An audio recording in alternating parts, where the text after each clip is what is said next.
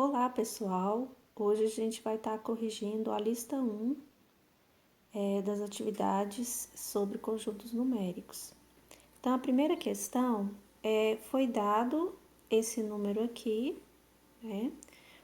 Onde é um número que ele é 3 inteiros e tem todos esses números aqui, reticências,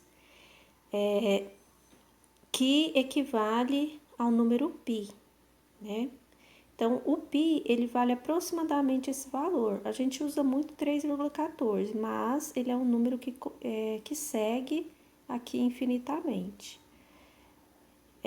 Esse número, todo número que ele segue infinitamente e não repete as casas decimais, ele é um número irracional dentro dos conjuntos numéricos. Portanto, a alternativa certa é a letra D, que diz que π é um número irracional.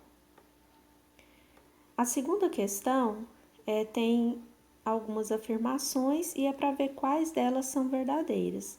Então, as verdadeiras é a 1 e a 2. Por quê? A 1 diz que todo número inteiro é real.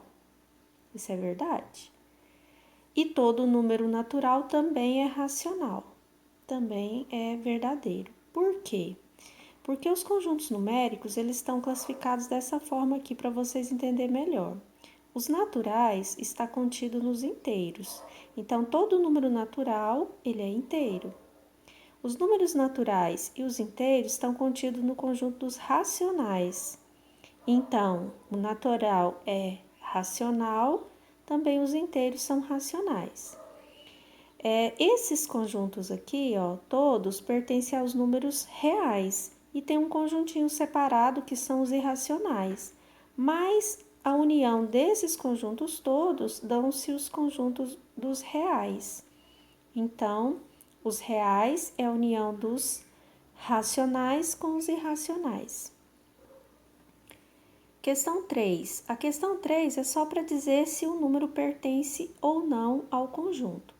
O símbolo que está cortado significa não pertence e o que não tem esse cortadinho, né, significa pertence. Então, o menos 2, ele não pertence aos naturais, porque os números negativos, eles são no conjunto dos inteiros.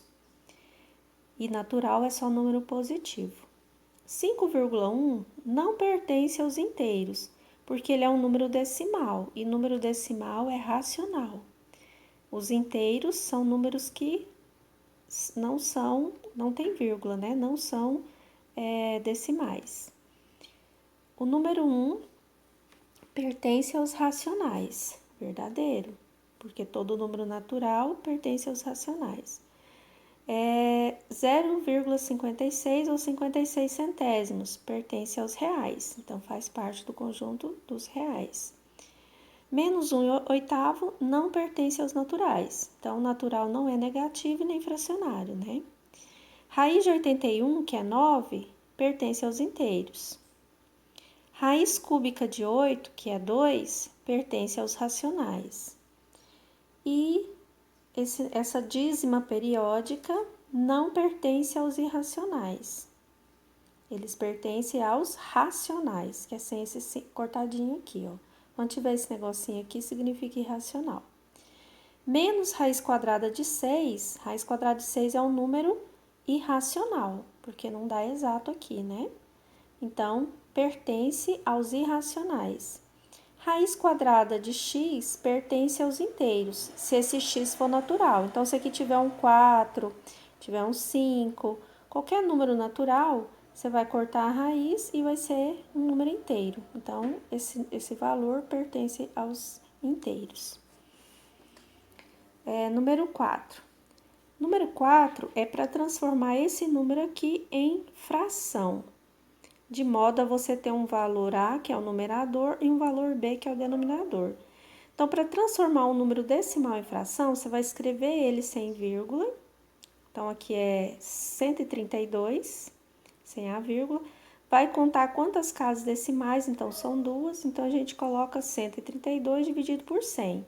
Se fosse 1, era por 10, se fosse 3, era por 1000. Depois que você montou a fração, você vai simplificando. Então, a gente chegou em 33/25. Como a questão que é a soma de A mais B, então 33 mais 25 é igual a 58, portanto, é a letra E. A questão 5 é 7/8 em decimal, para você transformar. Então, quando a gente quer transformar uma fração em decimal, a gente vai dividir o numerador pelo denominador. Então, dividindo 7 por 8, eu vou colocar um zero, porque 7 é menor que 8, fica 70. Então, 70 dividido por 8, cabe 8. 8 vezes 8, 64, para 70, 6. Coloco outro zero e continuo dividindo.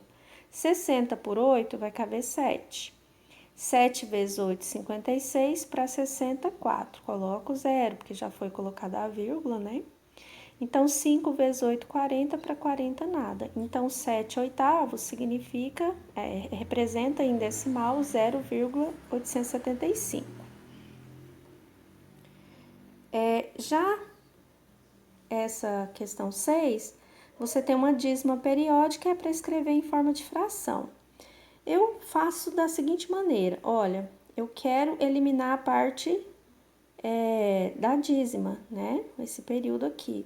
Então, eu multiplicando por 10, eu vou ter 63,333. Então, 10 vezes esse valor, x, vai ser 63,33. Vou subtrair o valor x, porque eu multipliquei por 10, agora eu subtraio o valor, 6,33. Então, essa dízima vai ser eliminada, então vai ficar só 63 menos 6, 57. E 10 menos 1x dá 9x. Então, 9x é igual a 57. Então, esse valor x representa 57 nonos. Então, portanto, 6,333, que é a dízima periódica, representa 57 nonos. Se você quiser tirar a prova, você divide 57 por 9, você vai chegar nesse valor.